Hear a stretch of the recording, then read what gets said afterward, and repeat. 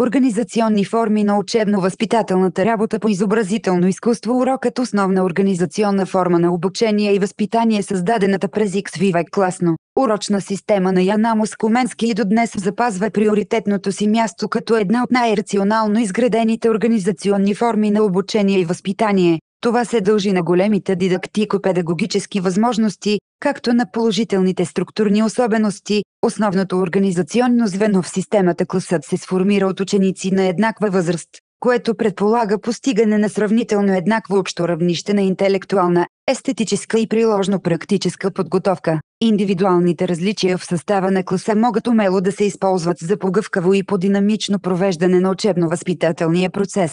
Методическата организация на урока дава възможност за индивидуални изяви, а колективната работа в класа ориентира и подпомага индивидуалното развитие. Учебно-възпитателният процес се осъществява диференцирано по отделни учебни предмети и се обуславя от техните специфични особености, като между тях се извършват междупредметни връзки и интеграционни процеси. 3. Дидактическата форма. Урокът е относително завършена част от цялостната система на учебно-възпитателния процес.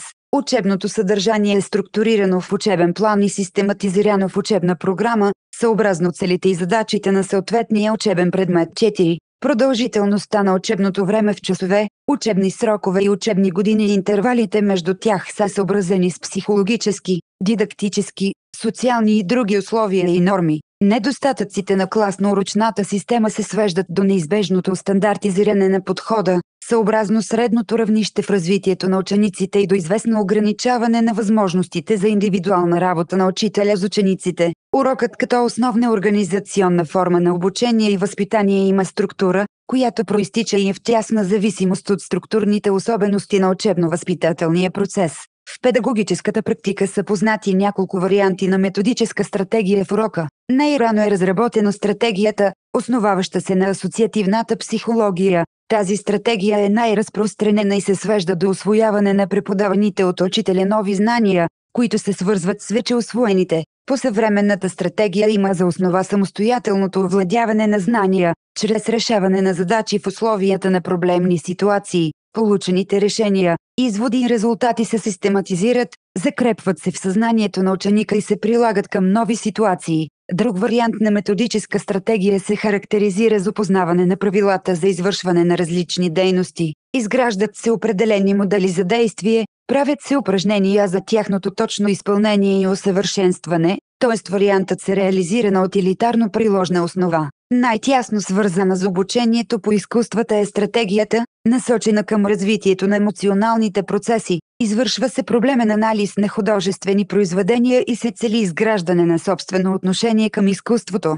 Въз основа на посочените методически стратегии могат да се построят няколко структурни типа уроци. В тях има общи страни няколко различия. Структурата на всеки отделен урок може обобщено да се представи последния начин: обща встъпителна част, въвеждаща беседа към новата тема на урока, разработване на новия учебен материал, изграждане на представи и формиране на понятия, систематизиране и закрепване на новите знания, прилагане на знанията в практическата дейност, създаване на проблемна ситуация и определяне на основния проблем, съставяне на работен план, извеждане на основните идеи и решения, емпирична или теоретична проверка на решенията, систематизиране, закрепване на новите знания и прилагането им в практическа дейност при нова проблемна ситуация, съобщаване на целта на урока, определяне на основните принципи и правила за предстоящите практически действия, демонстриране на изпълнен модел-образец, изпълнение на практическа задача под ръководството на учителя, упражняване на различни варианти на поставената задача, встъпителна характеристика на художественото произведение или на художествено-естетическата дейност като вид и жанр, анализ на основните съставки на произведението, тема, сюжет, съдържание, художествена форма, работа на учениците по главната идея на поставената задача, дискусия върху получените резултати. Звена в урока. Разгледаните структурни типове уроци имат обща единна класификация на дидактическите функции. В нея се включват съставки от структурата на познавателния процес и от структурата на организационните форми на обучението, т.е. тя включва всички дейности, които са свързани с преподаването и усвояването на знанията. предварително определяне на обема на учебното съдържание, определяне на учебно-познавателната цел и насочване към нея, работа с новия материал, систематизиране и затвърждаване на знанията и уменията, прилагане в практически задачи, проверка и оценка на постиженията, в единната класификация на дидактическите функции на урока независимо от неговата типова структура намират отражение свързаните с познавателния процес психически функции, които протичат в определена последователност, ако правилно е построен учебно-възпитателния процес. От тези функции се определят звената в урока: възприемане, осмисляне и обобщаване, затвърдяване, прилагане на знанията в практически задачи. Подготовката на всеки урок включва две основни дейности: максимално изчерпателно изложение на учебното съдържание, намиране на най-подходящи начини и средства за довеждане на това съдържание до съзнанието на учениците. Втората дейност е много по-трудна за реализиране в урока. С нея е свързана една от най-характерните слабости в педагогическата практика на студентите и на преподавателите с малък педагогически опит. Дейността се свежда до недостатъчно добре организиране на беседата с учениците, до нейното лошо структуриране без необходимите укрепващи знанията елементи, акцентиране, повтаряне в друг вариант, утвърждаване посредством изводи и заключения. Видове уроци най-популярни в педагогическата литература и в практиката са следните видове уроци: комбиниран, смесен, урок, урок за разработване и усвояване на нови знания, урок за формиране на умения и навици, урок за обобщаване и систематизиране на знанията, урок за прилагане на знанията и уменията в практиката, урок за контрол и оценка на знанията. Диференцирането на видовете уроци е напълно ясно. В системата на художественото образование и възпитание тясно специализираните типове уроци от посочената класификация се прилагат рядко. Почти без изключение уроците по изобразително изкуство са свързани винаги с преподаване и усвояване на нови знания, с формиране на умения и навици и с практическа дейност. Концентрацията на учебното съдържание е в много малък брой часове, поради което учителят трябва да решава в един учебен час всички или повечето от основните задачи. Освен това, отделните съставки в структурата на всеки урок е най-добре максимално да се приближат, да се свържат, без обаче да се слеят напълно помежду си. Тези съображения са наложили широкото прилагане на комбинирания урок въпреки някои недостатъци, свързани с провеждането му: повърхностно анализиране на отделни въпроси, недостатъчно задълбочаване в проблемите, недостатъчно овладяване и недовършване на дейностите поради честата им смяна и прекъсване в неподходящо време. Това се отразява особено неблагоприятно на учениците, които бавно работят и усвояват. Посочените недостатъци се дължат най-вече на възприетата неизменна структура на комбинирания урок, която е превърната в универсален шаблон. Недостатъците са в организационната структура на урока. Това води до автоматизиране на възприятието и дейностите както по време, продължителност, така и като ритъм, като неизменна последователност. Много е съществено учителят сам да обосновава и определя как ще комбинира отделните звена на урока и дидактическите задачи съобразно с конкретните условия, при които протича учебният процес. Една от най-добрите възможности за творческо изграждане на вариации от всички съставки на урока е въвеждането на комплексност, синтетичност в знанията и дейностите, но не като естествен сбор на близки по характер свойства, белези и качества, а посредством поставяне на задачи с проблемни показатели. Идеята за комплексност на уроците не е нова. През 1900 година Георги Палашев публикува първоначално обучение по рисуването в ръководството. Той препоръчва френският метод на трите сеанса, Л. Шарват и Жапие, който е част от копирната система. Независимо от учебното съдържание, рисуват се образци, геометрични тела и гипсови модели. Методът е целесъобразен, добре обмислен и проверен в практиката. Той включва 3 урока по 30 минути, последователно провеждани през 2 дни.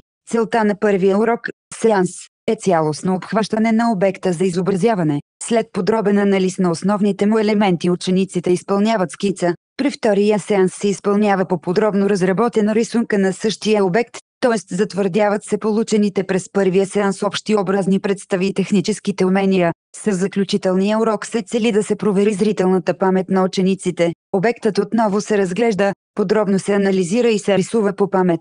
Този метод може да се прилага успешно и в съвременните уроци по изобразително изкуство, разбира се слято в един общ урок и с друго учебно съдържание. Подобна методология има комплексно интегралният урок. Един от многобройните му варианти се провежда в 2 последователни урока по 40 минути, между които има 10 минути почивка. Това не са 2 различни урока, а един урок в 2 части. В първата част се разработва в глобализирана форма основният учебен материал, предвиден за двата учебни часа. Във втората част се доразвива същото учебно съдържание при друга проблемна ситуация. Внасят се нови елементи с повишена трудност.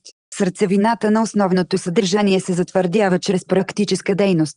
Положителните страни на такъв урок са: учителят има голяма творческа свобода, големи са възможностите за творческа изява на учениците, големи са възможностите за комбиниране на индивидуалната и груповата работа, почти неограничени са възможностите за преструктуриране на учебния материал в по-окрупнени единици, съществуват възможности по-определено да се открои най-същественото в урока, съществуват възможности за намиране на интегративни връзки с близки по съдържание научни и творчески области, могат да се съчетават в един урок различни форми на обучение: рисуване по натура и по памет, рисуване по натура и декоративна дейност, разглеждане на художествени произведения и провеждане на дискусии. Методическа организация на урока. В методическата организация на урока се включва неговата предварителна подготовка, изложението и разработването на учебното съдържание и всички дейности по усвояването, затвърдяването и практическото прилагане на познанието. Тя включва: 1. Предварителна подготовка на урока. 2. Съобщаване на темата, която ще се разработва в урока. Въвеждане. 3. Определяне и обосноваване на целта на урока. Втората и третата дейност могат да разменят местата си, ако учителят намери това за необходимо в зависимост от конкретното учебно съдържание или по други дидактически съображения. 4. Разработване на съдържанието чрез изложение или диалог, съобразно с познавателните и творческите възможности на учениците, уточняване на понятията, формиране на образни и изобразителни представи. 5. Затвърдяване на познанията чрез индивидуални и колективни практически дейности. 6. Анализ и оценка на творческите постижения на учениците съобразно с темата и целта на урока. В някои случаи могат да се поставят допълнителни задачи за изпълнение извън урока. Основни форми на учебната работа по изобразително изкуство: рисуване и моделиране по натура. Тази форма е била и продължава да се смята за основна над останалите форми на обучение по изобразително изкуство. Включва се в 3 раздела: живопис, графика и скулптура. Чрез рисуване и моделиране по натура се изграждат и развиват основни изобразителни умения и навици: наблюдателност, зрителна памет, пространствени представи, обогатяват се колористиката, пластиката и зрителните възприятия, овладява се изобразителната техника. От учебните задачи най-голям дял заема натюрмортът.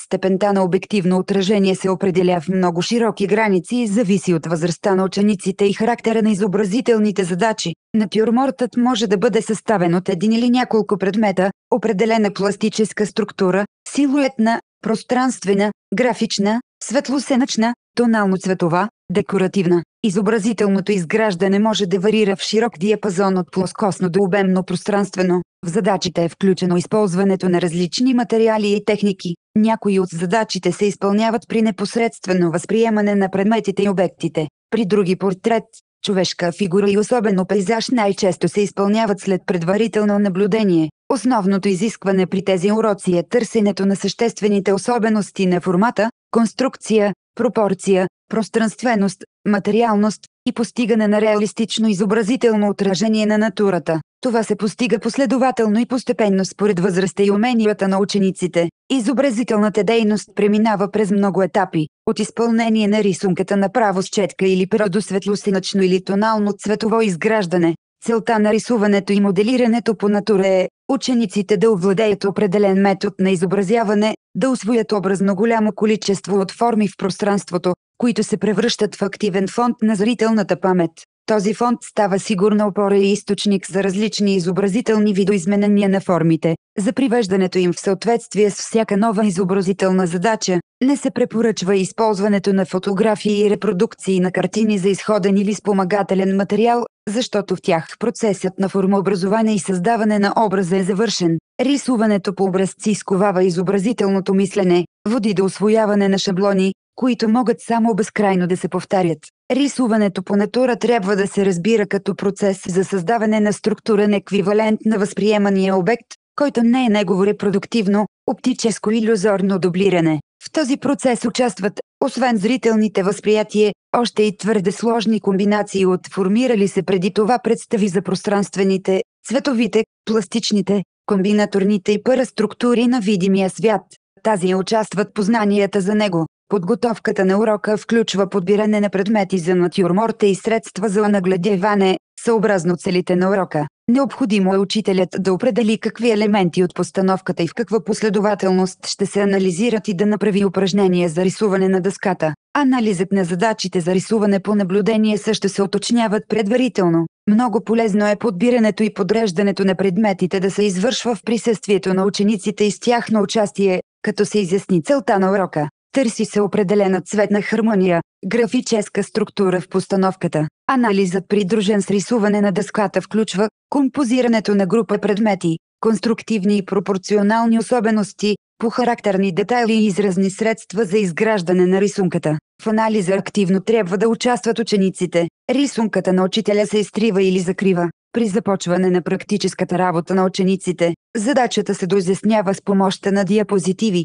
репродукции, ученически рисунки. Учителят показва някои технически особености на изпълнението. Независимо от степента на завършеност на рисунките, няколко от тях се обсъждат в края на учебния час. Рисуване и моделиране по памет и въображение. В методическата теория и практика се среща мнението, че рисуването по натура е един от вариантите на рисуване по памет. Като доказателство се използва аргументът, че между наблюдението на обекта и неговото изобразяване съществува, макар и кратък, процес на запаметяване. Процесът на запаметяване действително съществува, но е твърде пресилено и необосновано да се отъждествяват двете форми рисуване по натура и рисуване по памет. Между тях има съществени различия. Ролята на зрителната памет при рисуване по натура е значително по-малка в сравнение с ролята при рисуването по памет, където тя е първостепенна. Освен това, при рисуване по натура съществува постоянен и пряк зрителен контакт с обекта, който дава възможност да се правят неограничени сравнения през целия изобразителен процес. Сравненията имат напълно конкретен характер. Обектът се изобразява също в конкретно оптическо състояние, в което се намира цветово, светлосенъчно, пространствено, докато при рисуването по памет най-често се възпроизвежда предварително изградена, обобщена и независима от определени условия зрителна представа за обекта. Разбира се, биха могли да се запомнят и отразят особеностите на осветеността, цветността, детайлите и конкретното пространствено положение. Такава е основната задача на учебната форма рисуване и моделиране по памет. Целта на уроците е да се укрепят и затвърдят знанията, техническите сръчности и умения, като продължение на цялостния процес, който е започнал при рисуването и моделирането по натура. Създава се възможността да се провери и разшири зрителната памет. В практиката се използват главно две разновидности на рисуването по памет.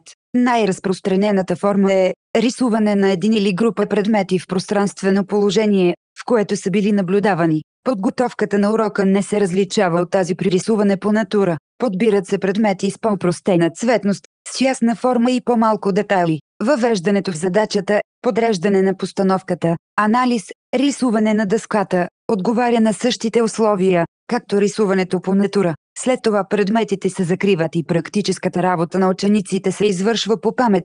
Ако се допуснат съществени отклонения, лошо композиране, грешки в конструкцията и пропорциите, в по-горните класове отклонения в цветността, светлосилата, перспективата, работата на целия клас се спира. Постановката се открива за кратко време. Прави се целенасочено наблюдение, съобразно направените пропуски. След това постановката отново се закрива и учениците продължават работата. Обсъждането в края на часа се прави на открита постановка. В тематиката на другата форма рисуване и моделиране по памет се включват различни обекти – интериор, пейзаж, портрет, животни, птици и дъра. Всъщност тази форма е рисуване и моделиране по въображение или по предварително извършено в друго време наблюдение, изпълнение на илюстрации както при декоративното рисуване, така и при рисуването на илюстрации с цветни материали. Използването им дълго време не се различава от това на задачите по живопис.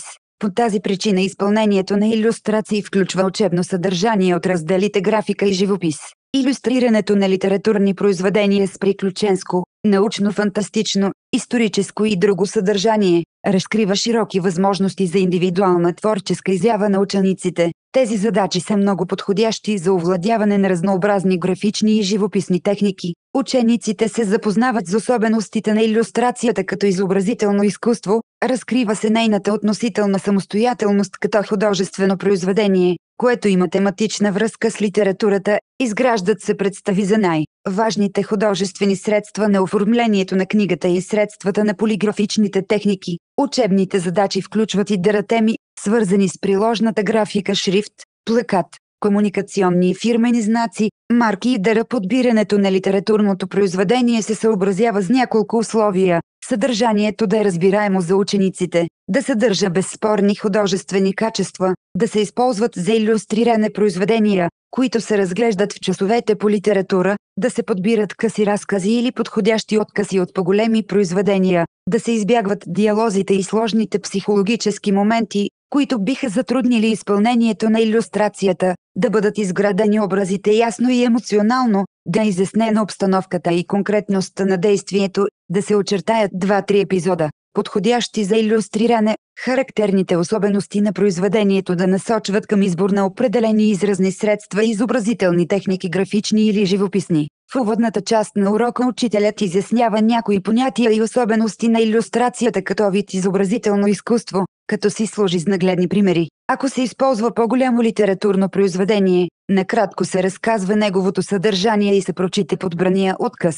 Четенето трябва да има художествени качества. То може да се извърши от някой ученик. Анализът, осъществен чрез беседа, включва определяне на епизодите за илюстриране, характеристика и взаимоотношения на действащите лица, описание на обстановката. Определят се възможните композиционни решения на илюстрацията, материалите и техниките за изпълнение. Учителят показва, ако е необходимо с рисунка на дъската непознати за учениците детайли, уреди, облекло, пози, движения и уроците се онагледяват с подходящи илюстрации и ученически рисунки. Изпълнение на тематични фигурални композиции. Задачите са включени в учебното съдържание на 3 раздела: живопис, графика, скулптура. Учениците са напълно свободни в избора на броя на фигурите и тяхната образна характеристика, пространственото им положение, композирането им и на индивидуално се определят сюжетните решения, а в някои случаи изразно-техническите средства и темите. От тези условия се обуславят потенциалните възможности за висока степен на творческа изява.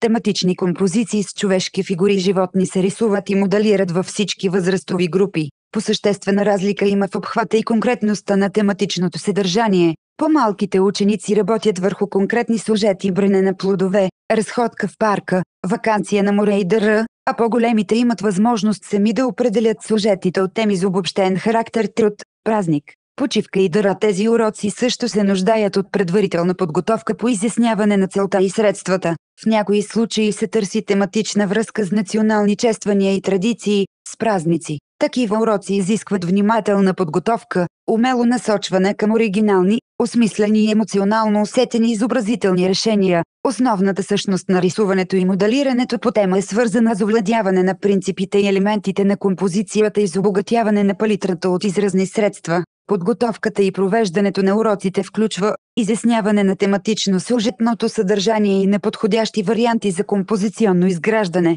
Анализът на подбрани композиции и художествени произведения и ученически рисунки, както рисуване на дъската, не се различава съществено от това при изпълнение на илюстрации. Аналогично протичат уроците за моделиране на тематично-фигурални композиции. Те се изпълняват в триизмерна форма. Изясняват се някои технически указания за постигане на устойчивост, цялост и равновесие на фигурите, компактно изграждане на композицията, приложно декоративно рисуване и моделиране. Разнообразието в тематиката налага да се определят някои основни направления в системата на учебното съдържание и в методическата организация на уроците. Едно, изяснява се значението на учебната и творческата приложна дейност чрез запознаване с народното приложно изкуство и с особеностите на съвременните приложни изкуства. 2. Систематизират се и последователно се разглеждат главните принципи, стиловите различия, понятията, съставките на композицията и процесите на формообразуването в различните видове приложни изкуства. 3. Разкриват се вътрешните интеграционни връзки в структурата на учебното съдържание и се разпределя учебният материал по часове,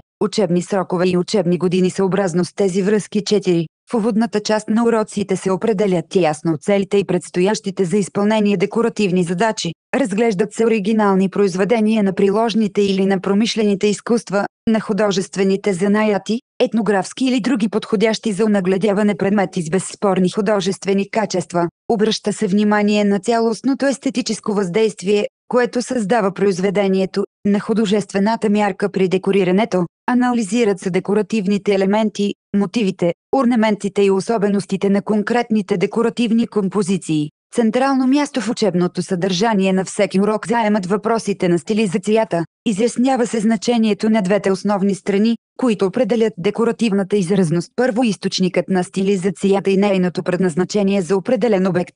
В уроците е необходимо да се изясни условният, проектният характер на по-голямата част от приложно-декоративните задачи. Разглеждане на художествени произведения. При разглеждането и анализирането на произведения на изобразителното изкуство, създадени в различни епохи от различни автори, се поражда необходимостта да се изясняват повечето от основните понятия на изкуствознанието: художествен образ, художествени направления, стилове, изразни средства, композиционни особености и т.н. Тези понятия се включват в сърцевината на цялото учебно съдържание на предмета изобразително изкуство.